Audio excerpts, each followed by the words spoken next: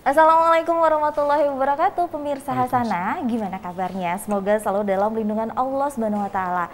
Jadi gini, kalau ketemu siapa tuh bawaannya emang pengen nanya mulu. Masya Allah. Jadi gini, Syekh. Berarti banyak permasalahan ya? Banyak, Masya Allah. Ini di daerah kawasan perkampungan aku, banyak banget fenomena-fenomena yang terjadi nih, terutama kalau misalnya ngebahas tentang orang yang mau meninggal. Jadi kemarin, baru banget kurang lebih 1 minggu yang lalu, itu ada tetangga aku, dia itu orang tuanya tuh dianggap susah meninggal. Jadi kalau kita ngerasanya kayak itu udah kasihan gitu, karena kita ngerasa ini sebenarnya udah yang bener-bener nggak berdaya, tapi kok nggak meninggal kayak gitu. Udah sampai diteleponin setiap keluarganya nih, udah ikhlasin aja. Tapi yang jadi pertanyaan saya, emangnya gitu ya Syekh ya? Orang itu bisa jadi kayak susah meninggal gara-gara ada yang nggak ikhlas gitu, Syekh? Emang bisa Syekh? Itu tidak sama sekali seperti yang dibayangkan oleh banyak orang, bahwa kalau kita tidak mengikhlaskannya berarti tidak meninggal. Itu tidak ada kaitannya sama sekali. Mau Anda ikhlas, mau tidak ikhlas, pas tiba waktunya, pas tiba ajalnya, dia pasti akan kembali. Jangan mengharapkan dia pulang duluan. Nanti dia pulang sendiri kok. Ya, kadang-kadang dia bilang, biar cepat pulang. Ya biarin aja, nanti dia pada saatnya pulang kok. Jangan sampai memaksakan sesuatu terjadi bukan pada saatnya. Iya, soalnya kan kadang-kadang udah sampai dibisikin gitu di telinganya, udah pak, nggak apa-apa pak, kita semua ikhlas kok pak, misalnya kayak gitu. Itu nggak ada kaitannya. Dan nggak boleh juga berbuat seperti itu. Iya, tidak. Boleh mendoakan kebaikan, tapi mengikhlaskan artinya kami ikhlas berpisah denganmu karena nanti berjumpa dengan Allah yang Maha Pengasih, Maha Penyayang, boleh. Dan jangan menganggap ini sebuah keharusan. Ya memang orang kalau nggak dimaafkan, nggak diikhlaskan, nggak akan meninggal. Itu salah. Kenapa? Karena Allah Subhanahu Wa Taala mengatakan, "Walan yuakhirallahu nafsan idza jaa ajaluha." Ya, kami tidak bisa menunda sama sekali. Kalau sudah tiba ajalnya, tidak bisa dimajukan atau dipercepat atau diberlambat. Sama sekali itu nggak ada kaitannya. Itu hanya pemahaman kita saja. Kadang-kadang orang mengalami sakaratul maut yang agak lama, berhari-hari, susah meninggalnya, itu sebenarnya nggak ada kaitan dengan diikhlaskan atau tidak diikhlaskan. Tapi Allah mempersulit dia di akhir hayat sehingga dia kembali kepada Allah bersih, nggak punya dosa. Itu apa? Allah angkat derajatnya. Allah ingin kembalikan hamba ini dalam keadaan bersih, maka dipersulit di dalam akhir hayat itu menjadi terbaik untuknya. Jangan bersuudzon, jangan berburuk sangka kepada Allah. Itu Allah ingin membersihkan, mempersulit di akhir hayat agar dia kembali kepada Allah sama sekali nggak punya dosa, bahkan bersih. Nah, Syekh, kalau misalnya kayak gitu nih, kan kadang-kadang kita sebagai anak gitu ngelihat orang tua kita udah dalam kondisi yang udah tidak berdaya gitu. Kadang-kadang kan kasihan banget ya gitu, mau hidupnya juga kayak gini, sakitnya semakin parah. Kalau bisa nih kita doain aja deh, semoga semakin mudah gitu. Sebenarnya ada nggak sih Syekh doa-doa khusus untuk memudahkan orang meninggal gitu? Boleh didoakan dan boleh dibacakan surat Yasin. Berkali-kali kita sudah praktikkan bacaan surat Yasin. Alhamdulillah. Berhasil, artinya dia lagi sakaratul maut ya. Pada saat lagi sakaratul maut dan anaknya mengasihani orang tua, saya meminta beliau agar membacakan surat Yasin. Tidak lama, hampir setengah jam selepas beliau selesai Yasin, langsung beliau rohnya kembali kepada Yang Maha Kuasa Subhanahu Wa Taala. Nah, tapi kalau ngomongin surat Yasin, saya jadi inget juga nih Syekh, kadang-kadang ada juga yang kondisinya kayak gini. Ini entah kenapa ya, kayak semua masalah ada di diri saya. Gak apa-apa ya Syekh, ini mewakili juga mungkin pertanyaan pemirsa Hasanah gitu. Ngomongin surat Yasin, ada yang orang ketika dia masih dalam kondisi kita ngelihatnya sakratul maut gitu, nggak dibacain surat Yasin, tapi pas meninggal baru dibaca surat Yasin. Dan sebenarnya harusnya gimana sih Syekh kalau baca surat Yasin itu sebelum atau sesudah meninggal? Dua-duanya boleh. Kenapa? Hadisnya riwayat Abu Dawud dan dalam sunan beliau dan Imam Ahmad, dalam musnad beliau dari Ma'aqil bin Yasar radhiyallahu an, Nabi SAW mengatakan, "Iqra'u Yasin ala mautakum." Bacakan Yasin kepada orang yang meninggal di antara kalian. Hadis ini sebagian ulama menyatakan hadis sanadnya baik. Sebagian ulama mengatakan hadis sanadnya lemah, dhaif. Ya. Di luar masalah khilafiyah hadisnya, bahwa ulama berbeda pendapat. Ada ulama bilang bacakan Yasin kepada orang yang meninggal. Artinya yang sedang sakaratul maut. Maka pendapat pertama mengatakan bacakan pada saat sakaratul mautnya. Oh.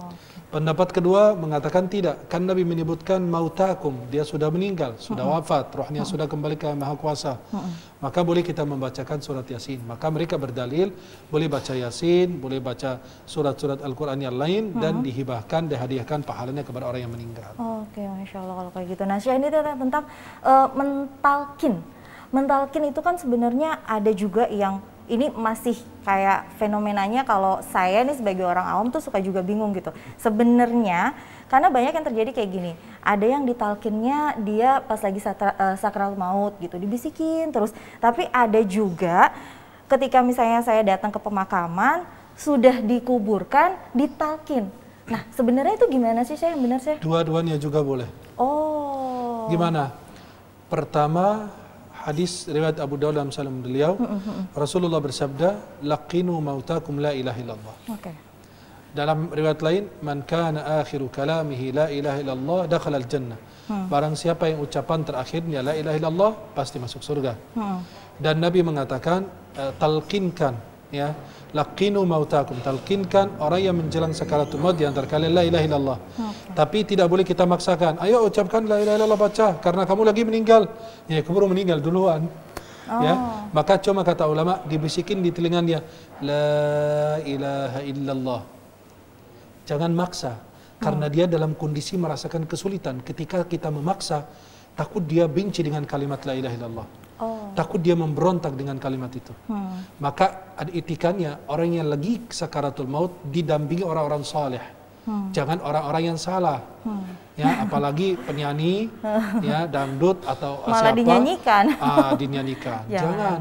Yang dampingi orang-orang saleh saat sakaratul maut orang-orang baik. Karena malaikat hadir mengaminkan doa.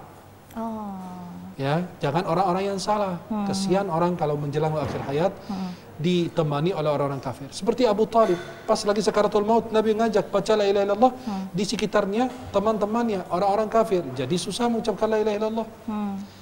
Jadi Nabi SAW mengatakan, laqinu mautakum, talqinkan mereka, ya, bacakan la ilaha illallah, jangan maksa. Dan cuma hanya di telinga aja. Kalau dia sudah ucapkan sekali, diamkan. Tapi kalau dia sudah ngobrol lagi, ulangi lagi di telinga beliau. Jadikan ucapan terakhirnya la ilaha illallah. Kalau seandainya ada yang ngajak ngobrol atau dia sudah menggerakkan kepala bahwa dia sudah baca tapi tidak bisa dilafazkan, cukup. Jangan ngajak bicara lagi. Nah, tapi kalau talqinnya pas dia udah dalam kondisi dimakamkan itu gimana? Itu beda lagi. Kan hadis yang tadi menjelaskan mentalkinkan ketika sakaratul maut.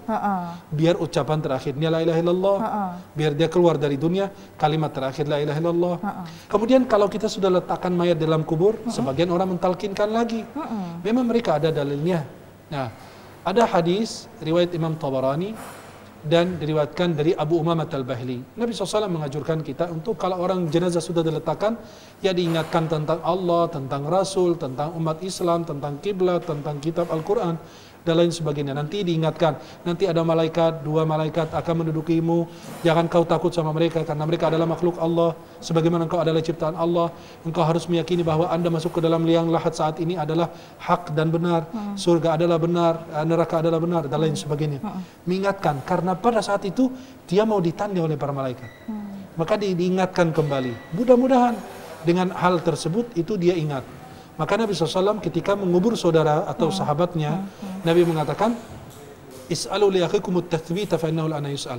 Mintalah Allah teguhkan hati saudaramu, ya, agar dia bisa menjawab pertanyaan-pertanyaan malaikat. Karena pada saat itu dia ditanya oleh para malaikat Allah Subhanahu wa taala yang kita kenal, malaikat Munkar dan Nakir. Kalau sudah diletakkan dalam alam kubur, sudah ada hadisnya.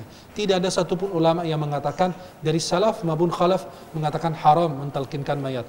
Semuanya memperbolehkan, bahkan sebagian besar menganjurkan hal demikian dalam berbagai macam mazhab. Masya Allah, ini berarti kalau misalnya semoga nih dengan ilmu yang kita dapetin pada hari ini kita jadi tahu nih, nggak ada tuh yang namanya gara-gara tidak ikhlas terus orang jadi susah meninggal. Sebenarnya memang belum waktunya saja. Betul. Gitu. Tinggal kita sebagai keluarga, sebagai orang terdekat selalu mendoakan semoga dimudahkan seperti itu ya Syekh ya.